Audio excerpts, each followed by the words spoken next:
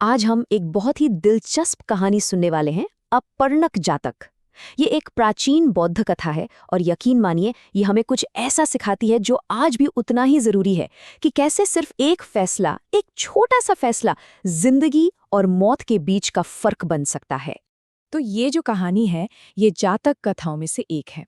ये बौद्ध परंपरा से जुड़ी वो कहानियां हैं जिनमें गौतम बुद्ध के पिछले जन्मों की बातें बताई गई हैं और हर कहानी के आखिर में एक बहुत ही गहरी सीख छिपी होती है।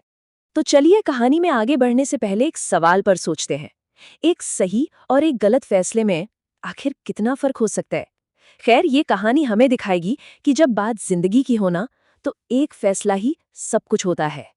तो कहानी शुरू होती है एक बहुत बड़े और खतरनाक रेगिस्तान से। यहाँ व्यापारियों का एक कारवां है जो अपनी मंजिल की तरफ बढ़ रहा है और इस पूरे कारवां की जिंदगी दांव पर लगी है। और ये दांव किसके हाथ में है? दो नेताओं के हाथ में, जिनके फैसले ही इनकी किस्मत लिखेंगे। और यहीं पर कहानी में आता है पहला मोड़।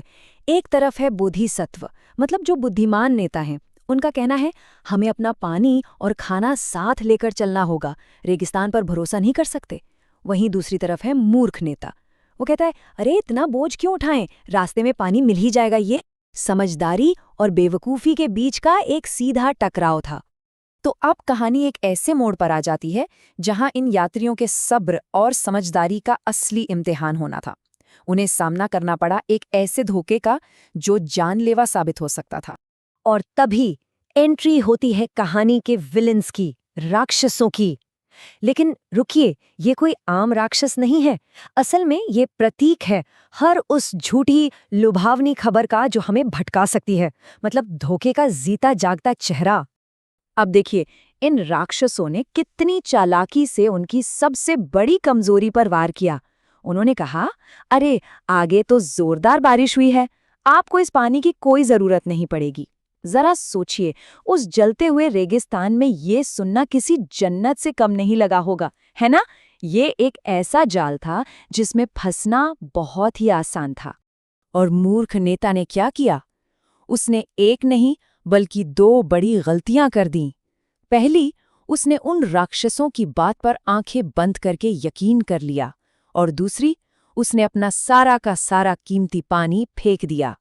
एक ऐसी गलती जिसकी कोई माफी नहीं थी। तो अब देखते हैं कि इन दो बिल्कुल अलग अलग फैसलों का अंजाम क्या हुआ। एक तरफ थी समझदारी और दूसरी तरफ थी नादानी। नतीजा चलिए देखते हैं। तो जो बुद्धिमान नेता का ग्रुप था, उसका क्या हुआ? उनकी दूर की सोच काम आ गई।